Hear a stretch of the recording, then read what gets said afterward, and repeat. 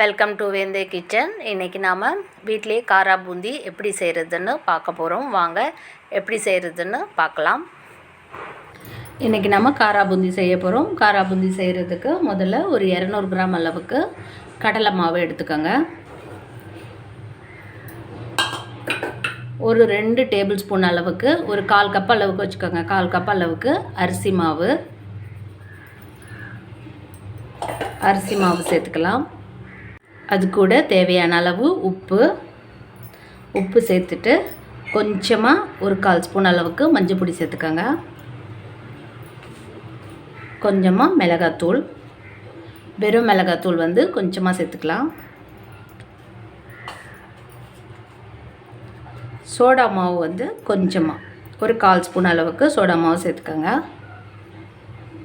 இது எல்லாத்தையும் நல்லா மிக்ஸ் பண்ணிக்கலாம் தண்ணி விட்டு. இது நல்லா மிக்ஸ் பண்ணி தண்ணி விட்டு நல்லா மிக்ஸ் பண்ணி எடுக்க போகிறோம். இப்போ இதில் தண்ணி விட்டு நல்லா ஒரு இட்லி மாவு பதத்துக்கு நல்லா கரைச்சி எடுத்துக்கணும்.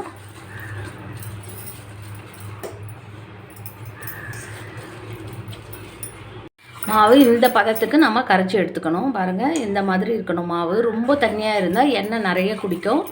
நீங்கள் பொரிச்சு எடுத்தாலும் எண்ணெயாக இருக்கும். இப்போ இந்த கன்சிஸ்டன்சி கரெக்டான கன்சிஸ்டன்சி. இந்த நேரத்தில் நம்ம பொரிச்சு எடுத்துக்கலாம். இப்போது எண்ணெயை சூடு பண்ணிவிட்டு நம்ம பூந்தியெல்லாம் பொரிச்சு எடுத்துடலாம். கடாயில் எண்ணெய் வச்சு நல்லா சூடாகிடுச்சு. இப்போ நம்ம இந்த மாவை எடுத்துட்டு இதில் கொஞ்சமாக இந்த மாதிரி ஒரு ஜல்லக்கரண்டி எடுத்துக்கோங்க. இது கரண்டி சொல்லுவாங்க. இந்த ஜல்லக்கரண்டி எடுத்துட்டு இதில் நாம் கொஞ்சமாக விட்டு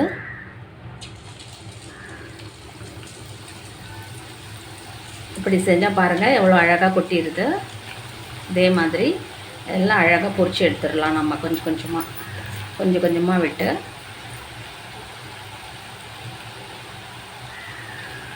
இதுக்கு தனியாக பூந்தி கரண்டியாக விற்கிது. நமக்கு இல்லாதவங்க இந்த மாதிரி வீட்டில் இருக்க ஜல்லக்கரண்டி வச்சு நீங்கள் இந்த மாதிரி அழகாக செஞ்சிடலாம். பாருங்கள் எவ்வளோ அழகாக வந்துருச்சு. எல்லாமே நல்லா முத்துக்கள் மாதிரி நல்லா பொரிஞ்சு வருது. நல்லா பொரியட்டும். இந்த எண்ணெயோட சலசலப்பு அடங்கினதும் நாம் அதை எடுத்துட்டு அதுக்கப்புறம் எல்லா மாவையும் ஊற்றி இதே மாதிரி பூந்தி பொரித்து எடுத்துடலாம். எண்ணெயோட சலசலப்பெல்லாம் அடங்கியாச்சு. இப்போ நாம் எடுத்துடலாம். பாருங்கள் எவ்வளோ சூப்பராக வந்திருக்கு. இப்போ இது எல்லாத்தையும் எடுத்துடலாம்.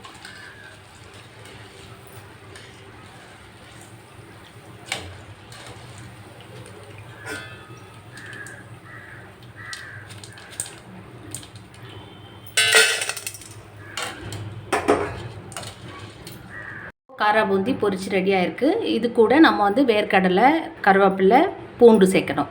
இப்போ நாம் அதுக்காக அந்த பொரிச்ச எண்ணெயிலேருந்து கொஞ்சம் எண்ணெயை தனியாக எடுத்துக்கிட்டு அந்த எண்ணெய் சூடாக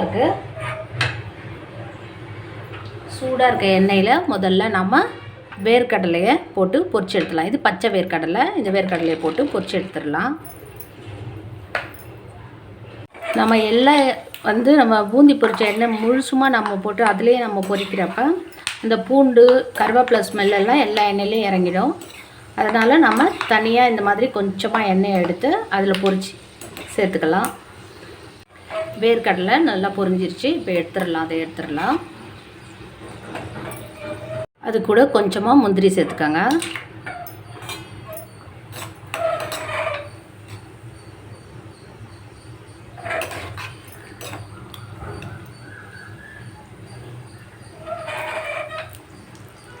பொரிஞ்சிருச்சு. அதையே எடுத்துடலாம்.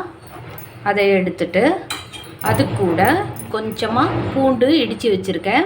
தோலோடு இடித்து வச்சுக்கணும். அந்த பூண்டை அதையே சேர்த்துட்டு அது பொரிஞ்சதும் அதையே எடுத்துடலாம்.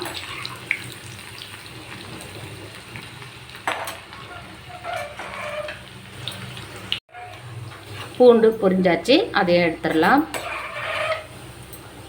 கடைசியாக அது கூட கருவேப்பிலை நல்லா அலசிட்டு நல்லா துடைச்சி வச்சுருக்கு. அந்த சேர்த்துடலாம்.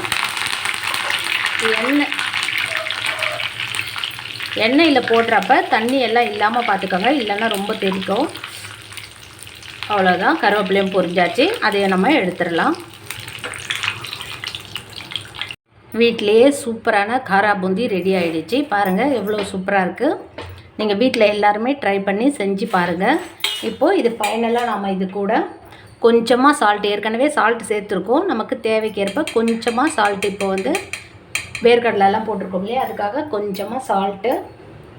ஃபஸ்ட்டு நான் பெருங்காயத்தூள் சேர்க்கலை, இப்போ லைட்டாக பெருங்காயத்தூள் சேர்த்துக்கோங்க. கொஞ்சமாக காரம் வேணும்னா கொஞ்சமாக, ஏற்கனவே காரம் சேர்த்துருக்கு, இப்போ கொஞ்சமாக மிளகாத்தூள் சேர்த்துட்டு நாம் நல்லா மிக்ஸ் பண்ணிடலாம். குழந்தைங்க சாப்பிட்றதுக்கு ஏற்ற மாதிரி காரம் சேர்த்துக்கோங்க.